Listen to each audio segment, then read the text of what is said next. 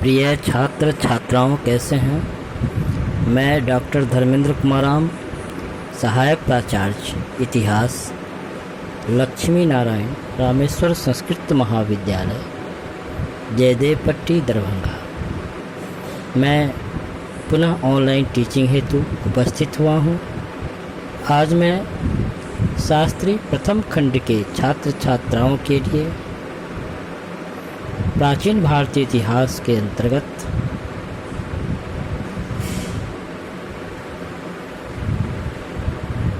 पल्लवों अर्थात पल्लव शासकों का प्रशासन और कला के क्षेत्र में उनकी क्या उपलब्धियां रही, उनका क्या योगदान रहा, उस पर हम लोग चर्चा करेंगे। दक्षिण भारत के प्राचीन इतिहास में पल्लव वंश के शासनकाल का अपना एक विशेष महत्व रहा है। पल्लव शासकों ने लगभग 325 वर्षों तक शासन किया और अपने इस लंबे शासनकाल के दौरान उसने सुदूर दक्षिण भारत में न केवल एक विशाल साम्राज्य का निर्माण किया, बल्कि एक कुशल प्रशासनिक तंत्र का भी गठन किया।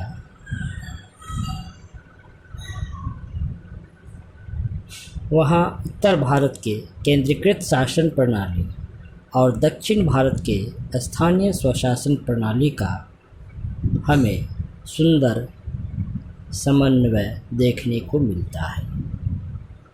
साथ ही पल्लव शासनकाल में वास्तुकला की एक विशिष्ट शैली, जिसे द्रविड़ शैली कहा जाता है, के विकास में भी पल्लव शासकों का महत्वपूर्ण योगदान रहा।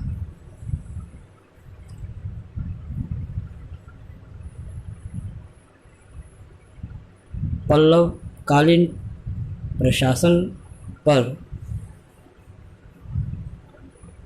यदि हम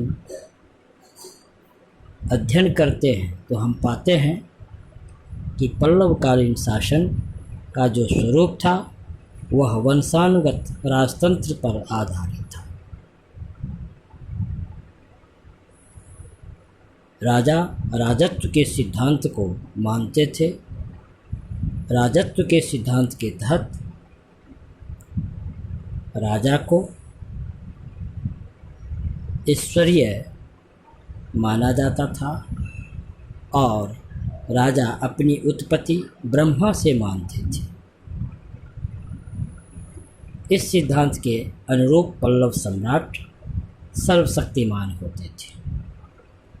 वह प्रशासन, वित्त संबंधी, न्याय संबंधी और सेना का प्रमुख माने जाते थे और इस मायने में इन तमाम क्षेत्रों में निर्णय लेने में वह अंतिम होता था। इस समय राजा का जो उत्तराधिकारी होता था वह युवा महाराज कहलाते थे और ये उत्तराधिकारी भी शासन में महत्वपूर्ण स्थान रखता था।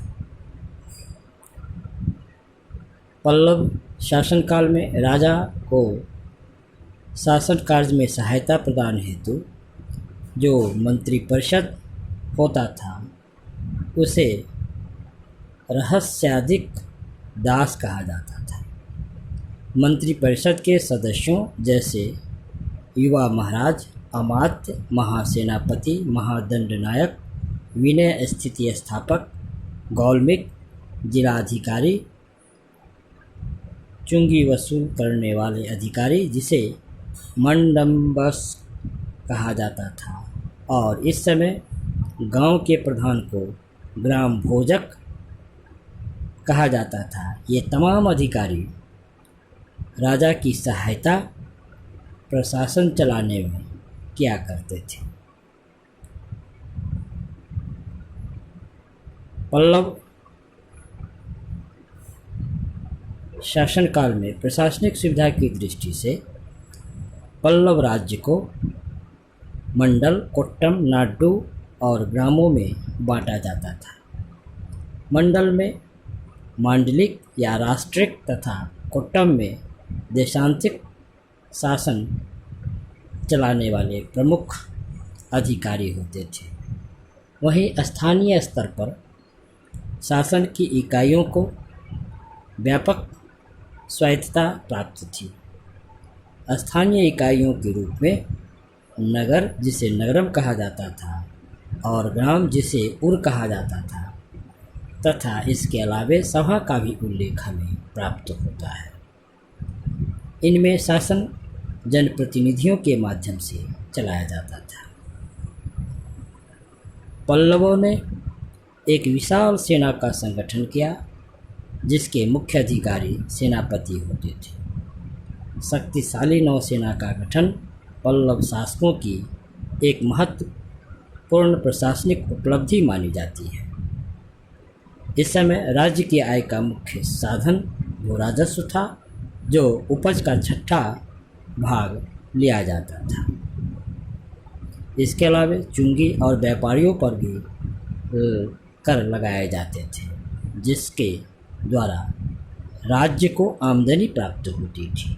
तो बच्चों, आज हम लोग पल्लवकालीन प्रशासन के अंतर्गत हम लोग अध्ययन किए कि राजा का जो पद होता था वह वंशानुगत होता था। राजा को ईश्वरीय स्वरूप मानते थे, अर्थात राजा को की उत्पत्ति ब्रह्मा से मानते थे, और राजा के शासन चलाने में जो प्रमुख अधिकारी होते थे, इन तमाम चीज़ों की हम लोग चर्चा किए। धन्यवाद।